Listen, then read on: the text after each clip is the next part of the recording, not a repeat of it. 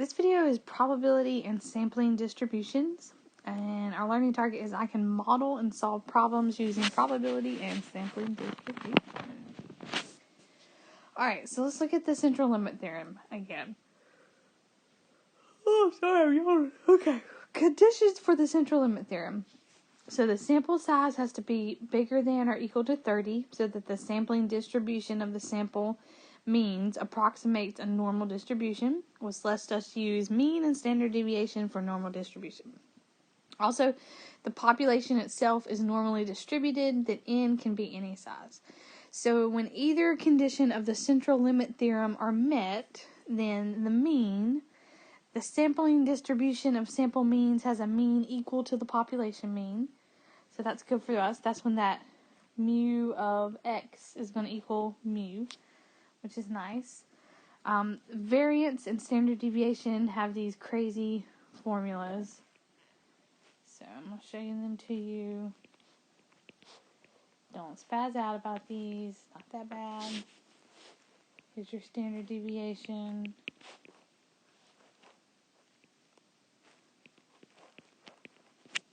Okay, so we'll do an example. The average daily number of ice cream cones sold at an ice cream parlor in January are normally distributed with the mean of 42 cones and a standard deviation of 3 cones. Random samples of size 8 are drawn from this population, and the mean of each sample is determined. So we're going to find the mean, the standard error of the mean, and the sampling distribution. So because they're normal, we know this. So this just means the mean is going to be 42. It tells us our standard deviation is 3. So now we're going to use that formula from above. So 3 squared over. The sample size is 8, so 8. So I put this in my calculator, I get 1.06.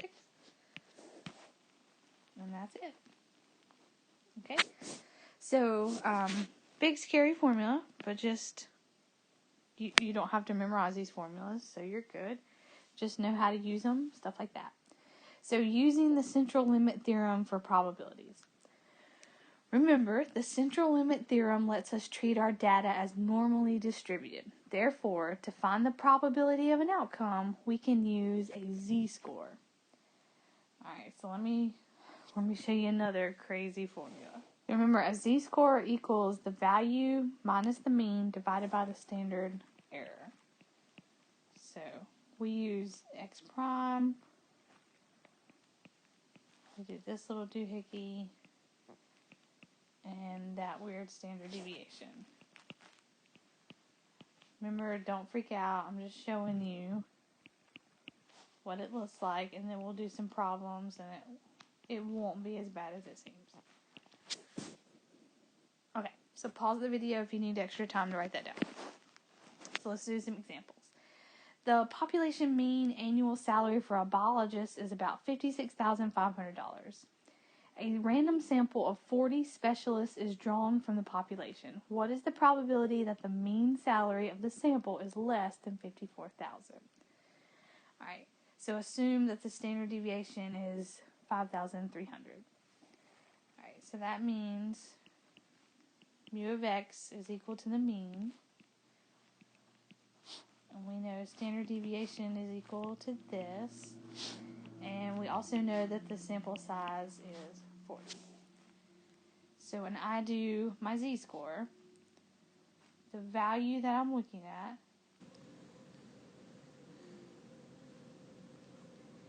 and then I'm going to subtract the mean, and then I'm going to divide by the standard error, but I'm also going to divide by the sample size.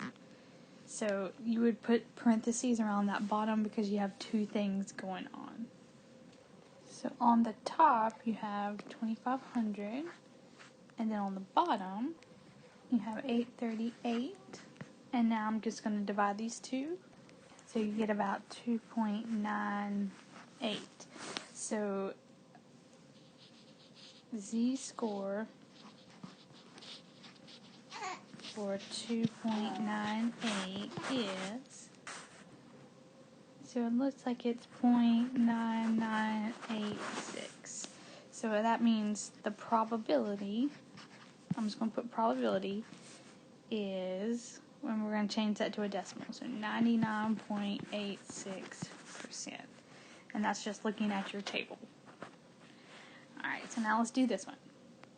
So according to a 2015 study, the mean family income in the U.S. was $57,000 with a standard deviation of $19,000. If a researcher surveys 64 families at random, what is the probability that finds a mean family income of more than $61,500? So we're going to do the same formula. Alright, so we're going to use what we're actually looking at. We're going to subtract the mean. We're going to divide by the standard deviation. And remember, that's divided by the square root of the sample size, so 64. Alright, so the top is 4,500. The bottom is 2,375. When I divide that, I get 1.8947. And if I'm going too fast, just pause the video and you try it with me. So that means the z-score for 1.8947 is, if I look on the table, 0.029066, which means the probability is 2.09066%. So you just change it to a percentage.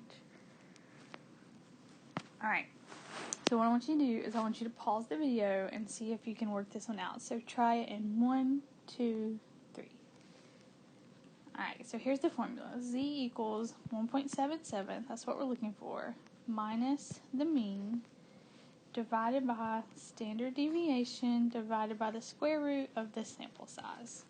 So on the top, you should have got negative 0.03, and on the bottom, 0.00845. And when you divide them, negative 3.55. Sorry, that's my baby in the background.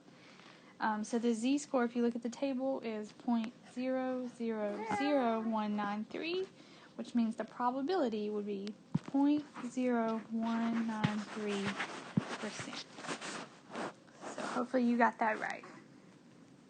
Alright, let's try another one. I want you to pause the video and try it in 1, 2, 3. Alright, so here's what we should get. So the score we're looking at is 24. Subtract the mean, divided by parentheses, standard deviation, divided by sample size.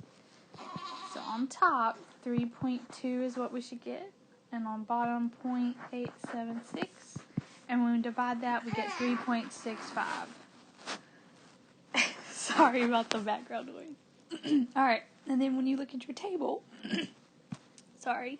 you should get 0.000131, which means the probability would be 0.0131%.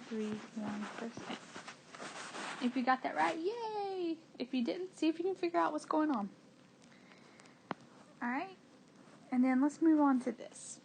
Alright, so let's look at when we talk about something being more than. So another way to find the probability of more or less than a point on the sampling distribution, we again, use the central limit theorem and what we know about the area under the curve of a normal distribution. So let's look at this example. The annual salary of teachers in a certain state X has a mean of mu 54,000, that is way too much, and standard deviation of 5,000. What is the probability that the mean annual salary of a random sample of 30 teachers from this state is more than 50,000? Okay, so step 1, we're going to use the central limit theorem to find mu sub x and sigma sub x. Here's why I found this. So mu, it told us, was 54,000. That's how I got that. It told us that standard deviation was 5,000. So that's where I got that. And it told us we're looking at a sample of 30 teachers. That's how I got n was 30. So now we're going to use the formula, and you can go back and look at it if you need to. But the formula looks like this. So it's the square root of 5,000 squared divided by 30, which is going to be about 912.91. So I apologize for running off the screen. So step 2, we're going to find the z-score. Alright, so z is going to equal 50,000. That's what we're looking at, minus the mean, divided by, parentheses, standard deviation, divided by the square root of the sample size. So we're going to do all of that, and you should get negative 4.38. So these are the same things that we have been doing. The only thing different is going to be step 3. So step 3, find the cumulative area for the z-score and interpret. We want to know the area of the shaded space. So the shaded space is what you see in blue. In the example, more than 50,000. Okay, so right here would be negative 4.38. So that's approximately right there. Okay, so the corresponding area of the z-score, like if you look on your table, is 0.000006.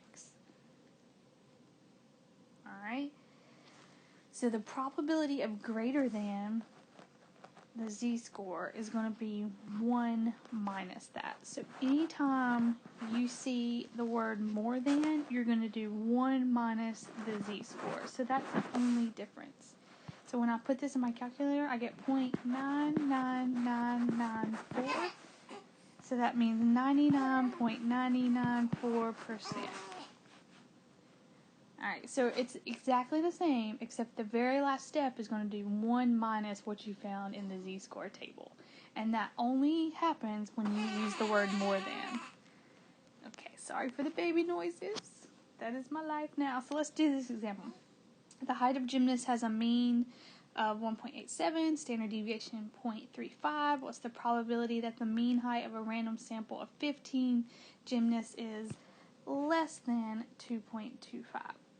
Okay, so what I want you to do right now is go ahead and find step 1. So use the central limit theorem to find those values.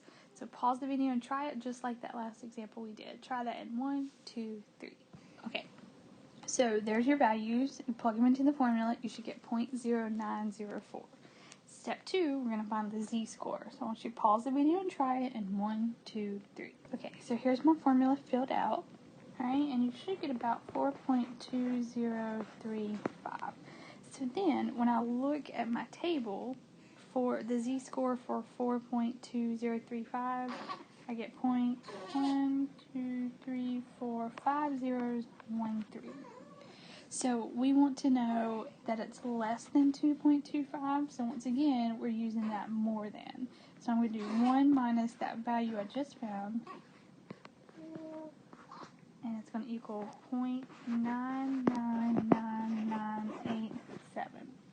So 99.9987% of samples of 15 gymnasts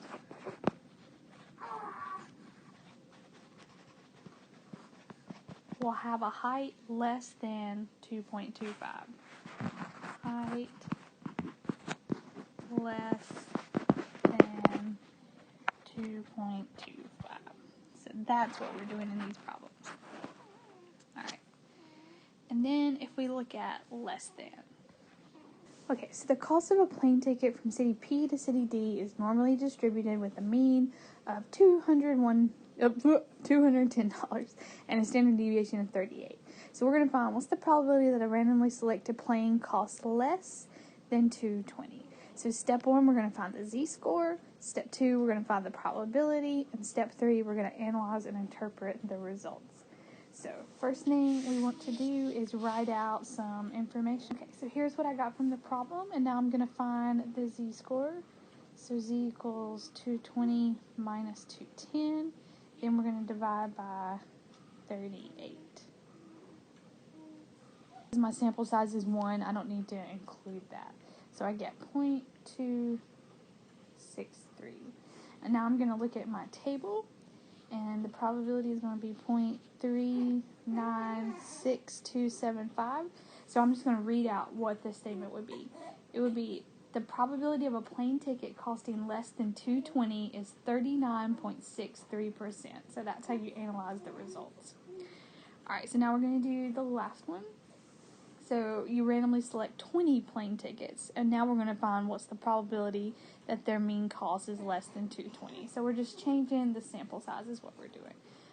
So same thing. Now the z score is just going to be just a little bit different because we have a different sample size. So it'll be 38 divided by the square root of 20, and you put that in, and now you get this. So the probability when you look it up is this right here. And then if you wanted to analyze the results, you would say 47.66% of samples of 20 plane tickets will have a mean cost less than $2.20. So that's how you do that one. Alright, so I want you to pause the video and I want you to try both of those, and we're going to look at what happens when you just change the sample size a little bit. So pause the video, try it in 1, 2, 3. Alright, so here's what you should have gotten. So for the first one, you get the probability is going to be 40.13%, and then for the last one, 22.67%. And you can see how I've worked those out. So just changing the sample size drastically changes the problem, if you'll notice. Alright, so excuse my son's noises in the background. We are currently working on a stinky. Alright, I'm going to have to go. Let me know if you have any questions. Bye.